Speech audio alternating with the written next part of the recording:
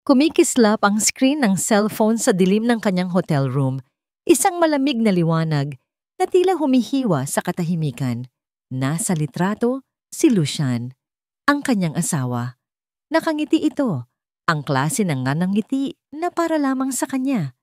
Ngunit sa gabing iyon, sa loob ng isang mamahaling restaurant sa Singapore, ang ngiting iyon ay hindi para kay Ira. Para iyon sa babaeng nasa harap niya. Isang babaeng hindi niya kilala, maganda, at nakatingin kay Lucian na para bang ito ang sentro ng kanyang mundo. May isang bote ng mamahaling alak sa kanilang mesa at 2 baso na halos magkadikit na. Isang simpleng larawan, isang mensahe mula sa isang numerong hindi rehistrado. Pero para kay Ira, isa itong pagsabog. Huminto ang kanyang paghinga. Naramdaman niya ang biglaang panlalamig na gumapang mula sa kanyang batok hanggang sa dulo ng kanyang mga daliri. Biglang naging napakaliit ng maluwag na kwarto. Ang mahinang ugong ng aircon ay naging isang nakabibinging ingay sa kanyang tainga. Ito na naman, ang pamilyar na multo ng nakaraan, ang laso ng pagtataksil na minsan nang sumira sa kanya. Akala niya ay tuluyan na niyang nailibing ang multong iyon nang dumating si Lucian sa buhay niya. Si Captain Lucian, ang pinakamagaling na piloto, ang asawang ipinagmamalaki niya sa lahat. Ang lalaking bumuo muli sa kanyang wasak na puso. Napayuko si Ira at naramdaman niya ang unti-unting pag-init ng kanyang mga mata. Isang butil ng luha ang pumatak sa screen ng cellphone, ginagawang malabo ang imahe ng 2 taong masayang nag-uusap. Hindi si Lucian. Hindi ito magagawa sa kanya ng asawa niya. Pinilit niyang kumalma. Isa siyang chief flight attendant. Sanay siyang humarap sa gulo, sa mga emergency sa himpapawid. Sanay siyang maging kalmado sa gitna ng unos. Ngunit ang unos na ito ay iba. Ito ay nasa loob ng kanyang puso. Tumingin siya sa paligid. Ang 5 bituing hotel. Ang malinis na uniforme niya na nakasabit sa aparador. Ang lahat ng ito ay simbolo ng buhay na pinaghirapan niya. Isang perpektong buhay, isang perpektong pagsasama, isang kasinungalingan. Bigla niyang naalala ang araw ng kanilang kasal. Nakatayo sila sa harap ng altar, hawak ang kamay ng isa't isa. "Sa'yo lang ako, Ira," bulong ni Lucian. Sapat lang para marinig niya. Sa bawat paglipad at paglapag, ikaw ang tahanan na babalikan ko. Pangako. Ang pangakong yon. Ngayon, ang pangakong yon ay tila abo na tinatangay ng hangin. Pinunasan niya ang kanyang mga luha. Ang kalungkutan ay mabilis na napalitan ng galit. Kailangan niya ng paliwanag. Hindi siya ang tipo ng babae na basta na lang iiyak sa isang sulok. Haharapin niya ito. Haharapin niya si Lucian. Ilang minuto pa, narinig niya ang tunog ng keycard sa pinto. Bumukas ito at pumasok si Lucian, dala ang kanyang maleta at isang pagod ngunit masayang ngiti. "I'm home, mahal," sabi nito. Ang boses ay puno ng pagmamahal. Hindi sumagot si Ira. Nanatili siyang nakatayo sa tabi ng bintana, nakatalikod dito. Naramdaman ni Lucian ang panlalamig sa silid. "Ira, may problema ba?" Dahan-dahang humarap si Ira. Walang emosyon ang kanyang mukha, ngunit nag-aapoy ang kanyang mga mata. Lumakad siya papunta sa coffee table at maingat na inilapag ang kanyang cellphone. Nakaharap ang screen paitaas. Ang litrato. Naglakad si Lucian palapit. Ang pagtataka ay mababasa sa kanyang mukha. Tumingin siya sa cellphone at sa isang iglap nakita ni Ira ang pagbabago sa kanyang ekspresyon. Ang nangiti ay nawala, napalitan ng pagkagulat. Tinaas ni Lucian ang kanyang tingin. Sasalubungin sana ang mga mata ni Ira, handang magpaliwanag. Ngunit inunahan siya nito. "Sino siya, Lucian?" tanong ni Ira. Ang bawat salita ay matigas at puno ng sakit na pilit niyang itinatago. Natahimik si Lucian. Para kay Ira, ang ilang segundong katahimikan na yon ay parang isang pag-amin. Nakita niya ang pagdaan ng iba't ibang emosyon sa mukha ng asawa. Pagkagulat, pagkalito, at isang bagay na hindi niya mabasa. Takot? Ira, it's not what you think, mabilis niyang sabi. Humakbang palapit. Instinktibong umatras si Ira na para bang ang paglapit ni Lucian ay makakapaso sa kanya. Talaga? Ano ba dapat ang isipin ko, Lucian? Isang business dinner na kailangan ng kandila at alak?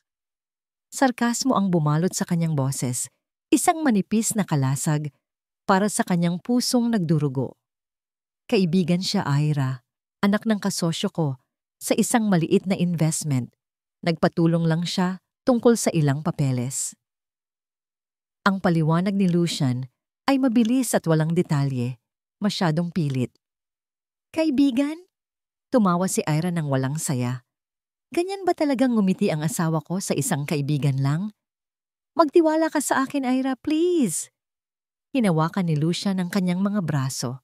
Ang init ng kanyang palad na dati ay nagbibigay sa kanya ng kapanatagan.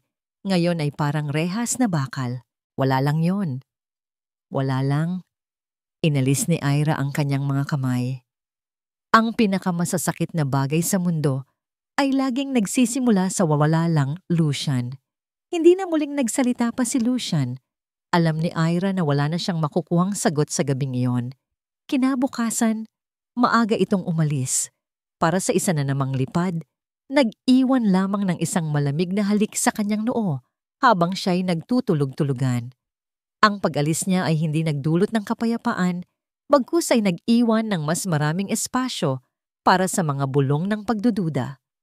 Sa crew lounge, pagkalipas ng ilang araw, naramdaman agad ni Ira ang pagbabago. Ang mga dating masasayang batian ay napalitan ng mga pilit na ngiti. Ang mga tawanan ay humihina kapag siya'y papalapit na, para siyang may nakakahawang sakit na iniiwasan ng lahat. Uy, Ira, okay ka lang? Namumutla ka. Si Bianca, isang mas batang flight attendant na laging nakabuntot sa kanya. May ngiting hindi umaabot sa mga mata. Pagod lang sa biyahe. Maikling sagot ni Ira. Pilit na ngumiti. Umupo si Bianca sa tabi niya. Inilapit ang mukha na parabang may ibubulong na sikreto. Hayaan mo na lang yung mga naririnig mo, ha? Inggit lang yan sila sa'yo. Alam mo na, power couple daw kasi kayo ni Captain. Kumunot ang noo ni Ira. Anong pinagsasabi mo? Wala. Mabilis na sabi ni Bianca. Iwinawagayway ang kanyang kamay. Narinig ko lang sa iba. May mga kumakalat daw na usapan tungkol kay Captain na kesyo may bago daw siyang pinagkakaabalahan sa Singapore. Pero sabi ko sa kanila, imposible! Mahal na mahal ka kaya ni Captain Lucian.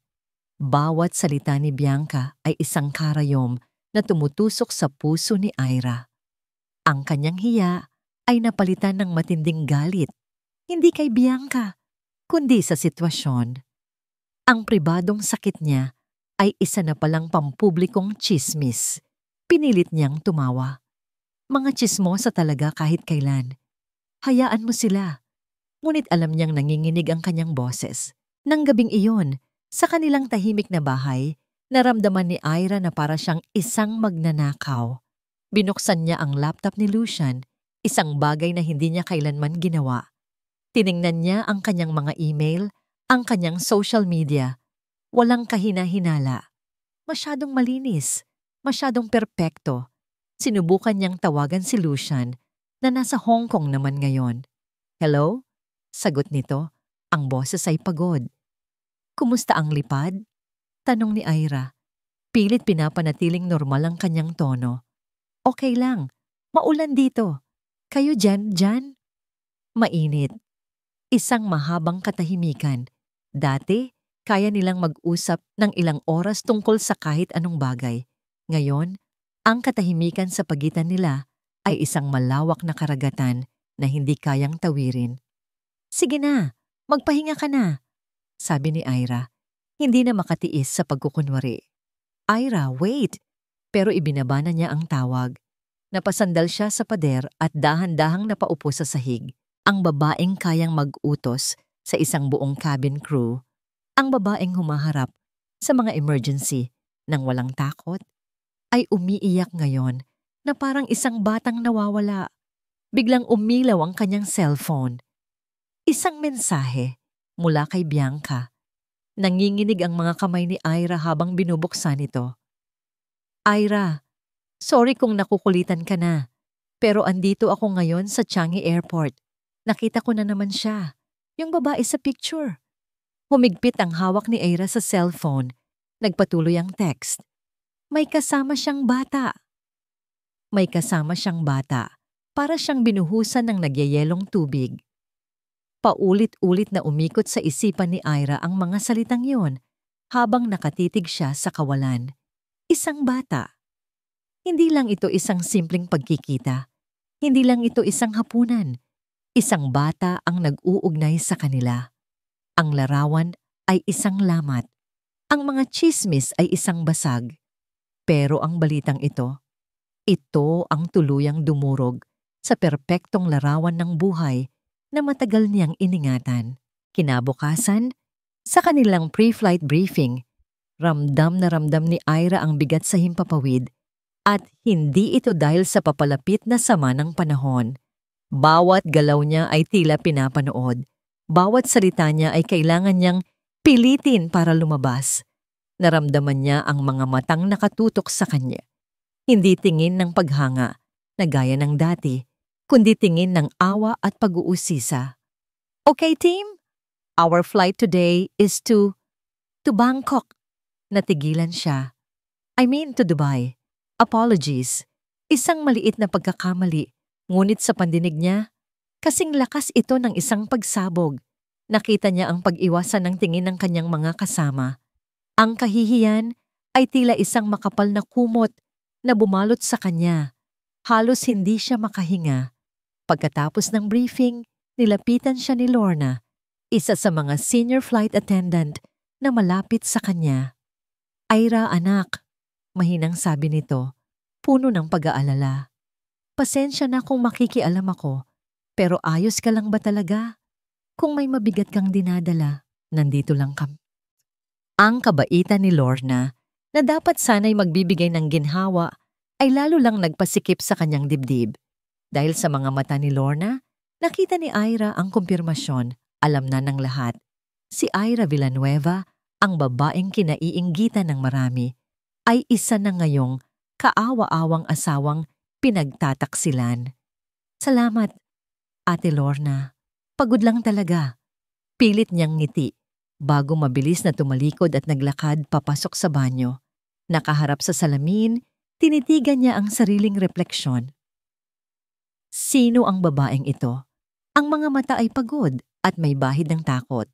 Ang dating matikas na tindig ay tila bahagyang nakukubadala ng bigat na hindi nakikita. Ang mga labing laging may propesyonal na ngiti ay nanunuyo. Ito ba ang resulta ng perpektong buhay niya? Ang maging isang anino ng sarili niya na nagtatago sa mga banyo para lang takasan ang mga mapanuring mata ng mundo? Hindi. Mariin niyang ipinikit ang mga mata. Hindi siya ito. Siya si Ira Villanueva. Hindi siya biktima. Hindi siya nagpapatalo sa tsismis. Idinilat niya ang kanyang mga mata at sa pagkakataong ito, ang nakita niya sa salamin ay hindi natakot, kundi isang malamig na determinasyon. Tapos na ang pag-iyak. Tapos na ang pagtatago. Kung meron mang isang bagay na kailangan niyang malaman, hahanapin niya ito mismo. Bumalik siya sa crew lounge, umupo sa isang sulok, at kinuha ang kanyang cellphone. Hindi para tingnan ang mga mensahe, kundi para buksan ang company app kung saan nakalagay ang lahat ng flight schedules. Hinahanap ng kanyang mga daliri ang isang pangalan. Lucian. At naroon nga, Captain Lucian Reyes. May lipad ito sa susunod na linggo. Isang long-haul flight, patungong Frankfurt, Germany. Mabilis na nag-type si Bianca sa isipan niya na naroon din sa Germany ang babae. Isang business trip daw. Naramdaman ni Ira ang pagbilis ng tibok ng kanyang puso. Ito na yon. Isang pagkakataon, isang senyales. Tiningnan niya ang listahan ng cabin crew para sa flight na yon. May isang pangalan doon na bakante para sa posisyon ng Chief Flight Attendant. Hindi siya nag-atubili. Agad niyang tinawagan ang kanilang scheduling department, ginamit ang kanyang senyoridad at impluensya.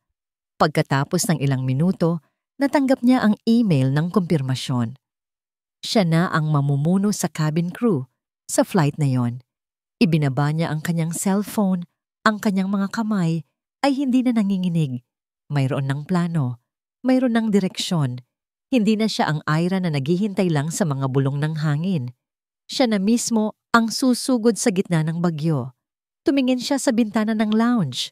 Pinanood ang isang eroplanong dahan-dahang lumilipad, paalis. Kailangan kong malaman ang totoo, sabi niya sa kanyang sarili.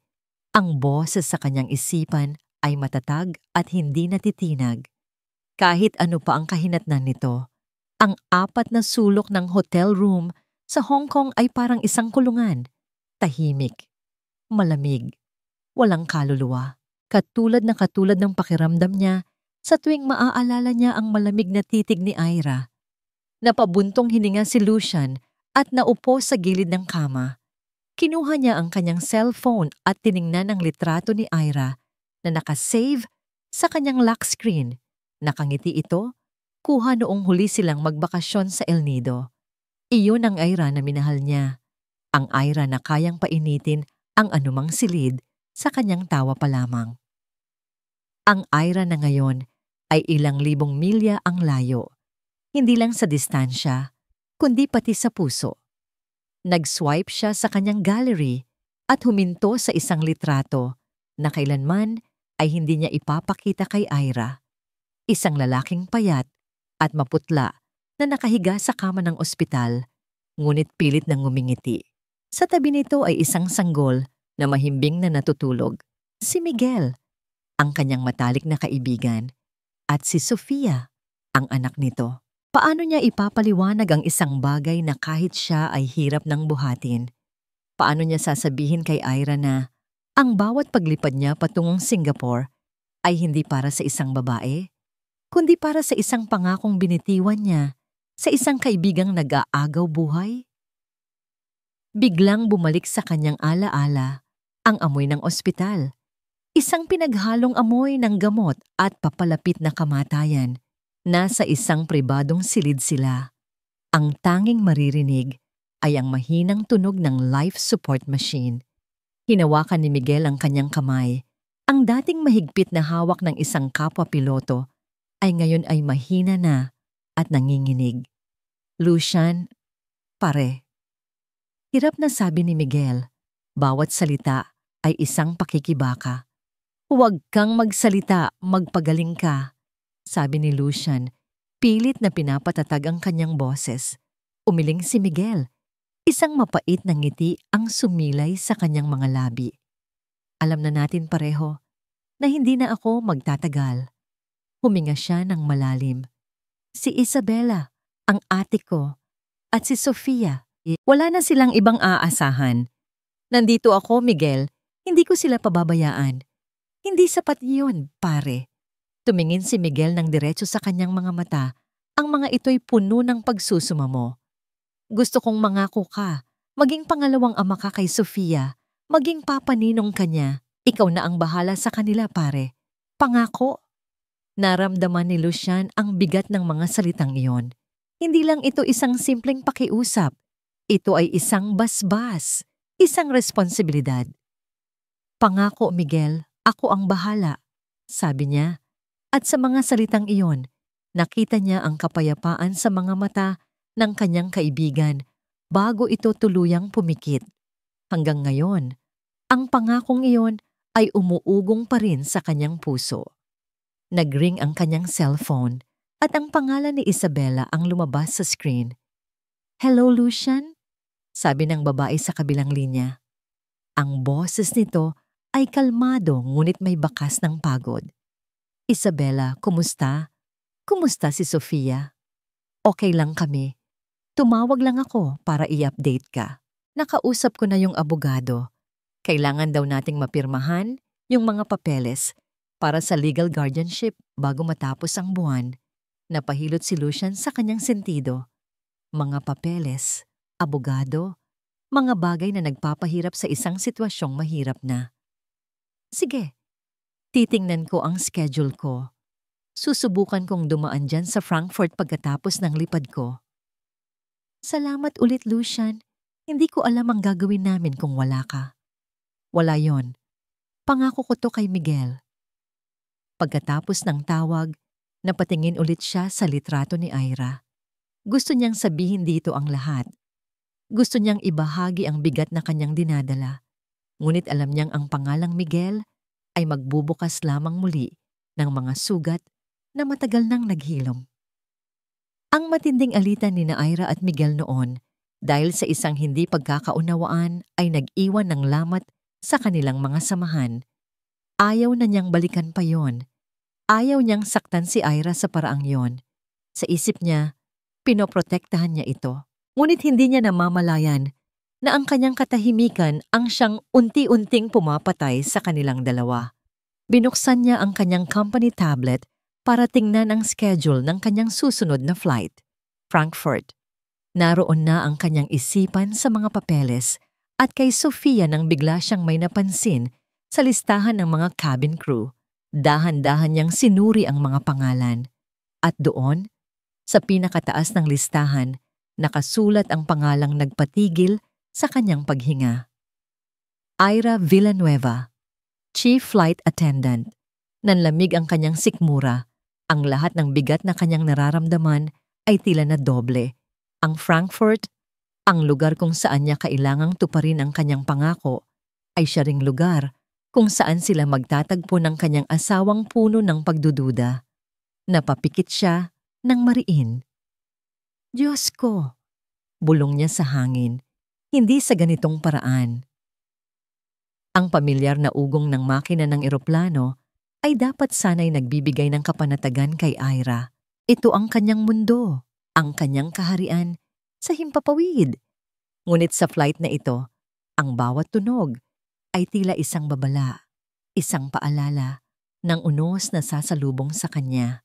Bago pa man pumasok ang mga pasahero sa isang tahimik na sulok ng gali, nilapitan siya ni Lucian. Nakita niya ang pag-aalala sa mga mata nito, ang pagnanais na magpaliwanag. Ira, mag-usap tayo. Kahit saglit lang. Pakiusap nito. Tumingin si Ira sa kanya, hindi bilang asawa, kundi bilang isang propesyonal.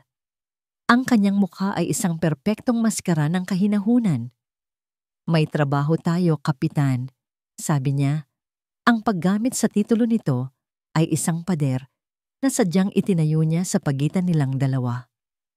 Mamaya na yan. Tumalikod siya bago pa man makasagot si Lucian at nagsimulang i-check ang mga emergency equipment. Ngunit sa loob-loob niya, ang puso niya ay tumatakbo na parang sasabog. Nagsimula nang pumasok ang mga pasahero. Automatiko na ang kanyang mga galaw, ang mga ngiti, ang pagbati, ang pagtulong sa mga bagahe. Ngunit ang kanyang mga mata ay palihim na nagmamasid sa bawat mukhang pumapasok sa business class. At pagkatapos, nakita niya ito. Ang babae mula sa litrato.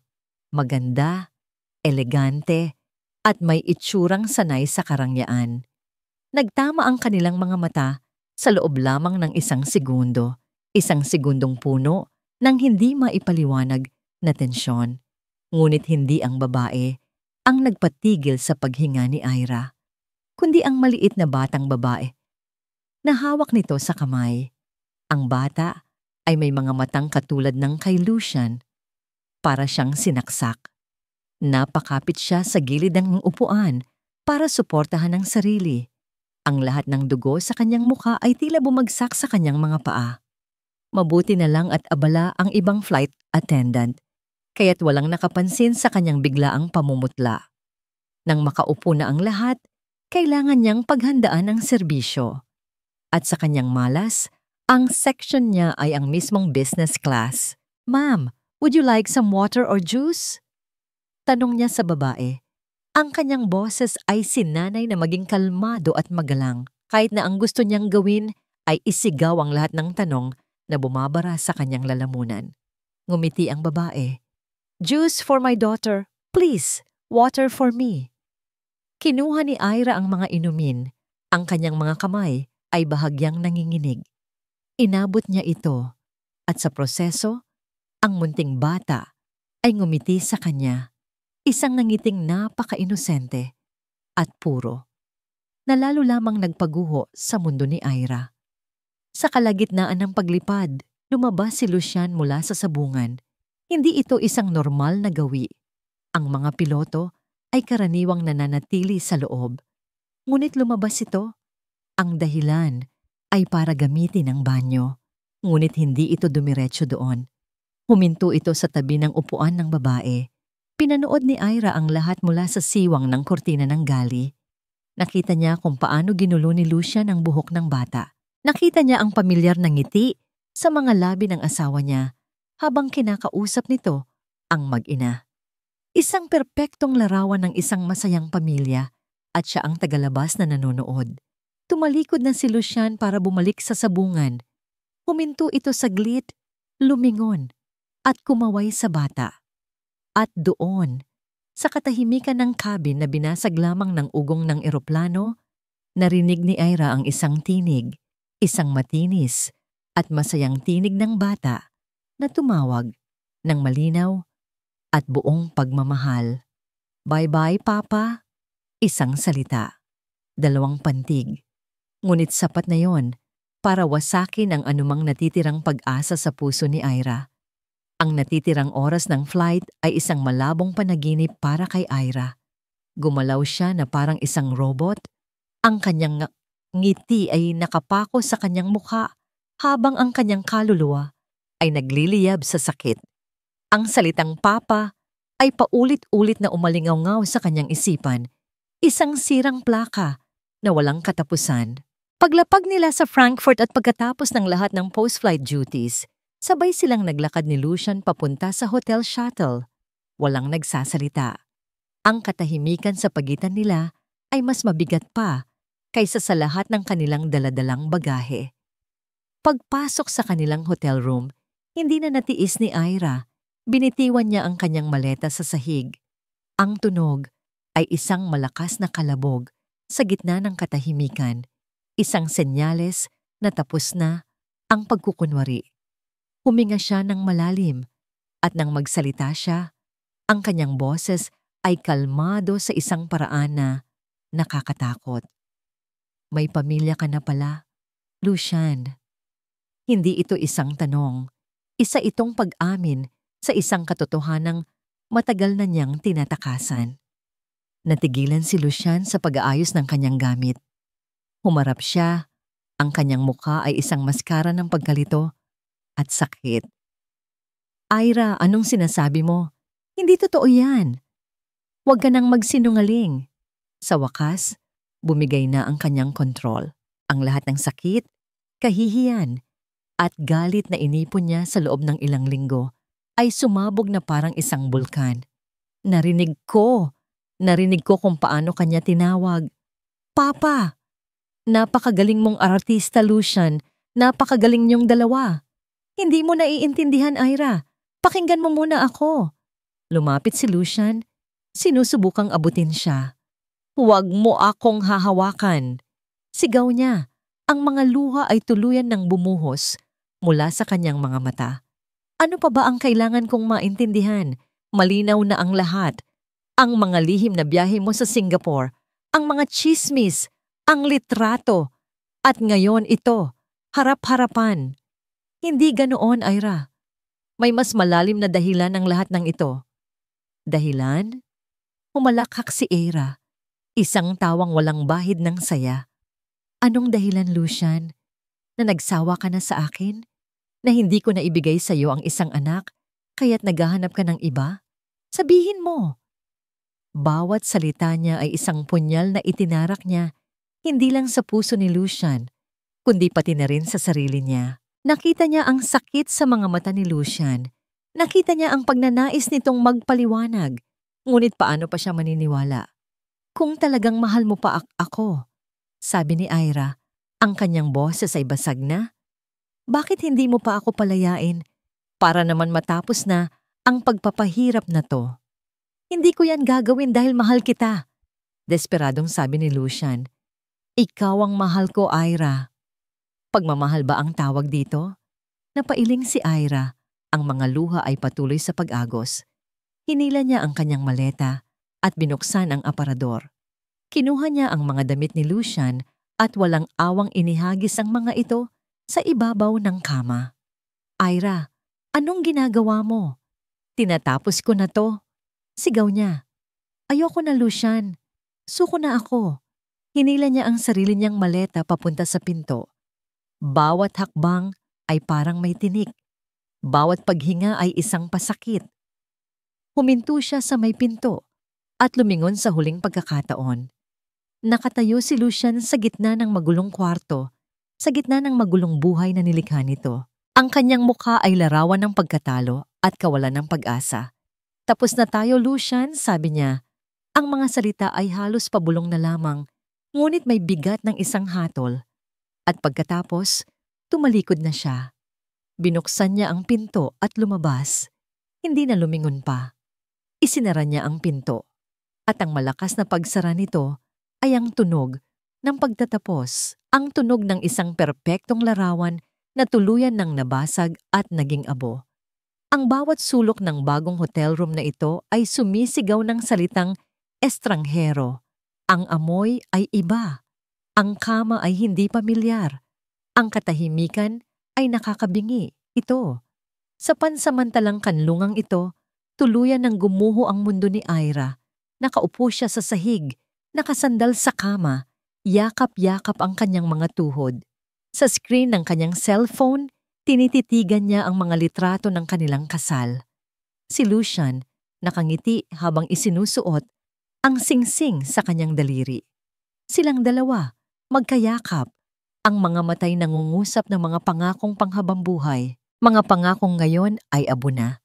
Sa bawat pagpatak ng kanyang luha, lalong lumalabo ang masasayang alaala. Ang sakit ay napakabigat. Isang pisikal na bigat na halos hindi niya kayang buhatin. Tapos na. Paulit-ulit niyang sinasabi sa sarili na para bang kung maraming beses niyang uulitin ay magiging totoo ito at titigil na ang kirot. Kinuha niya ang cellphone, ang kanyang mga daliri nanginginig habang hinahanap ang numero ng isang abogado na minsan nang nabanggit ng isang kaibigan. Ito na ang susunod na hakbang. Ang gawing opisyal ang pagtatapos. Ngunit bago pa man niya mapindot ang call button, nag-ring ang kanyang cellphone. Isang numerong hindi pamilyar. Mula sa Germany.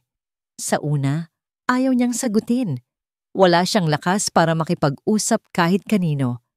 Ngunit may kung anong nag-udyok sa kanya. Marahil ay ang desperasyon. Marahil ay ang pag-asang kahit sino sa kabilang linya ay makapagbibigay sa kanya ng dahilan para bumangon. Sinagot niya ang tawag, ngunit hindi siya nagsalita. Hello? Ira? Nanigas si Ira. Ang boses na yon, kalmado, malinaw, at pamilyar sa isang paraan na nagdulot sa kanya ng matinding kirot. Ito ang boses ng babae mula sa eroplano. Ang babae mula sa litrato. Anong kailangan mo? Malamig niyang tugon. Ang bawat salita ay may bahid ng galit. Paano mo nakuha ang numero ko? Hindi na yan mahalaga. Sagot ng babae na nakilala niyang si Isabela. Ira, kailangan nating mag-usap. Wala tayong dapat pag-usapan. Mabilis na sabi ni Ira. Handa nang ibaba ang tawag. Meron, giit ni Isabela. May biglang pagbabago sa tono nito. Isang pakiusap. Please, Ira, kahit 10 minuto lang. May mga bagay kang hindi alam. Mga bagay na kailangan mong malaman. Tumawa si Ira ng mapakla. Ano pa ba ang hindi ko alam? Kitang-kita na ng dalawang mata ko ang lahat. Natahimik sandali si Isabela. Nang muli itong magsalita, ang boses nito ay puno ng lungkot. Alam kong galit ka. Alam kong nasasaktan ka. Pero ang nakita mo ay isang piraso lamang ng isang napakalungkot na kwento. Hindi kumibo si Ira. Gusto kong magkita tayo. Patuloy ni Isabela.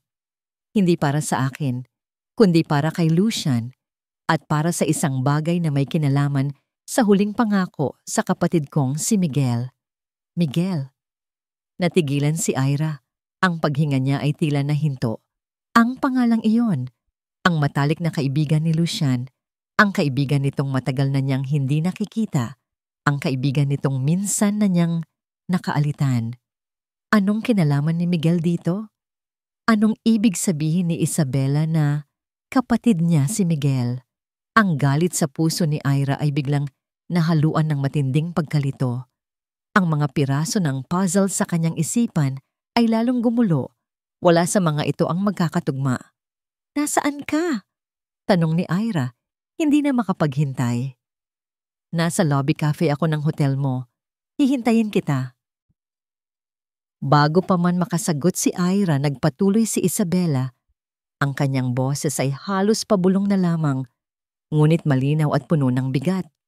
"May karapatan kang malaman ang buong katotohanan, Ira, para kay Lucian at para sa alaala ng kapatid ko."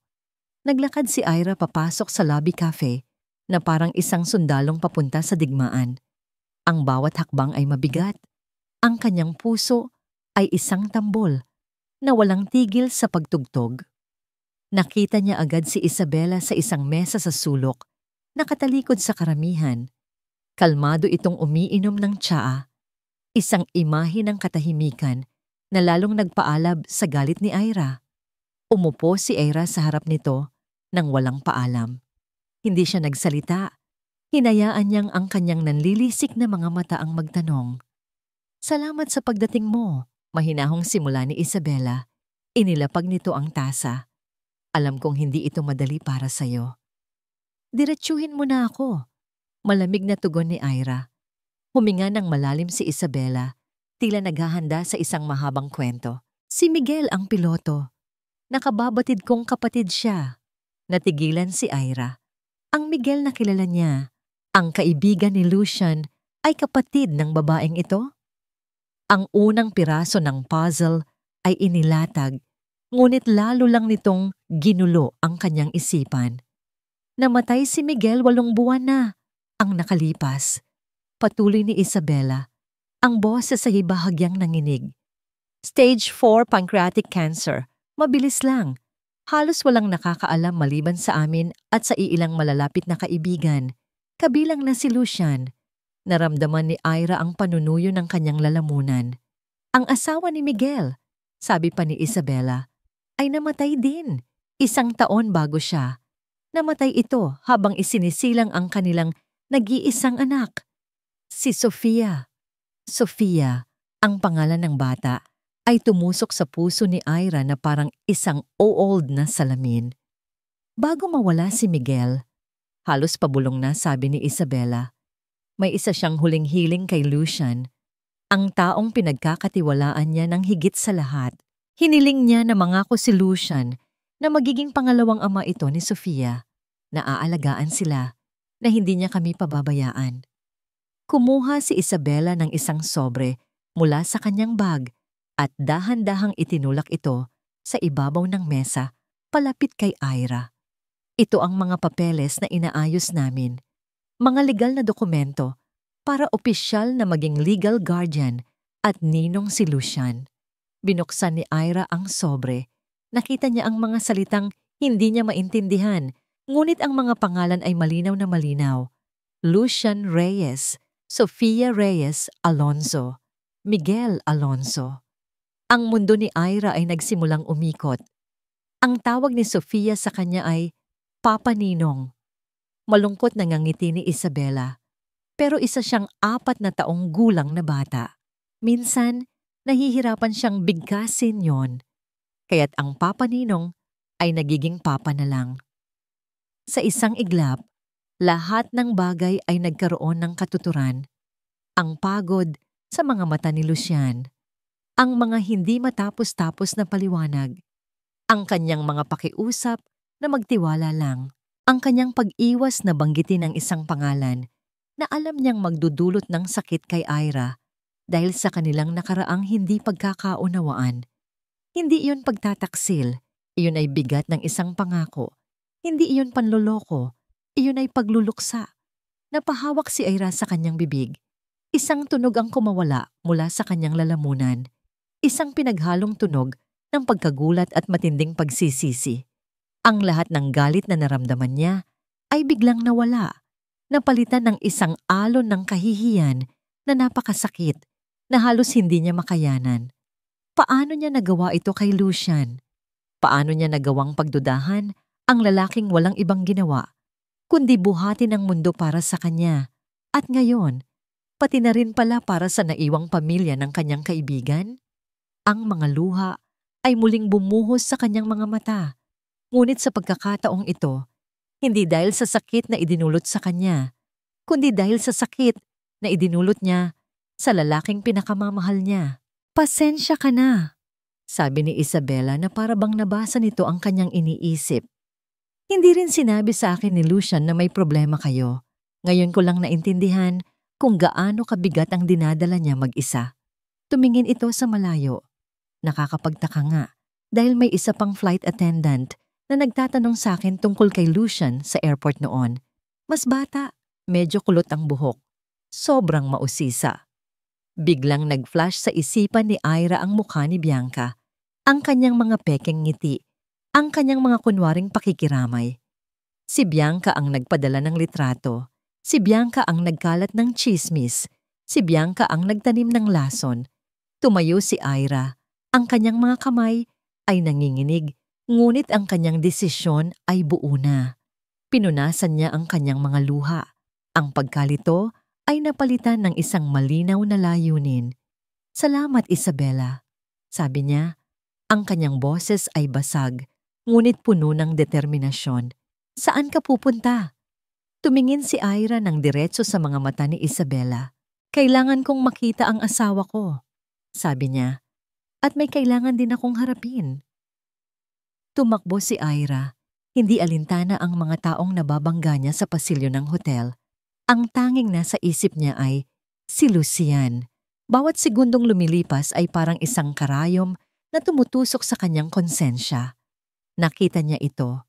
Nakaupo sa isang silya sa pinakasulok ng lobby, tila isang anino. Nakayuko, nakatingin sa sahig. Ang kanyang balikat ay larawan ng isang taong tuluyan ng sumuko. Sa unang pagkakataon, nakita ni Ira hindi ang isang magiting na kapitan, kundi ang isang lalaking pagod na sa bigat ng mundo. Dahan-dahan siyang lumapit. Sa bawat hakbang, mas lalo niyang naririnig ang tibok ng sarili niyang puso.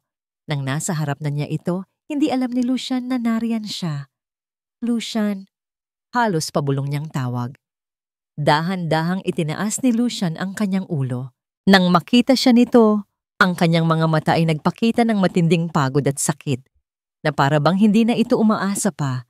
Hindi na nagsalita si Ira. Lumuhod siya sa harap nito, hinawakan ang kanyang mga kamay, at sinabi ang dalawang salitang pinakamahirap, ngunit pinakatotoo sa lahat. Patawarin mo ako. Ang mga luha ay muling dumaloy sa kanyang mga pisngi. Ngunit hindi na ito luha ng galit o pagdududa. Ito ay luha ng matinding pagsisisi. Nakatitig lang si Lucian sa kanya, tila hindi makapaniwala. Nakita ni Ira ang pag-unawa na dahan-dahang pumalit sa sakit sa mga mata nito. Tumayo ito at hinila siya patayo. At sa gitna ng lobby ng hotel, niyakap siya ng napakahigpit. Sa yakap na yon, naramdaman ni Ira ang lahat. Ang sakit, ang pag-ibig, ang pangungulila, at ang simula ng paghilom. Bumalik sila sa kanilang kwarto, ang kwartong naging saksi sa kanilang pagguho. Ngunit ngayon, hindi na ito isang lugar ng digmaan, kundi isang santuwaryo. Umupo sila sa gilid ng kama, magkahawak kamay. Sinabi sa akin ni Isabela ang lahat. Simula ni Ira, ang boses ay basag pa rin. Tungkol kay Miguel, kay Sophie, sa pangako mo. Tumingin siya sa mga mata ng asawa. Bakit hindi mo sinabi sa akin, Lucian? Huminga ng malalim si Lucian. Dahil ayokong saktan ka. Alam ko ang nakaraan ninyo ni Miguel. Ayokong buksan muli ang sugat na yon. Akala ko, sa pagtatago ko ng bigat na ito, pinoprotektahan kita.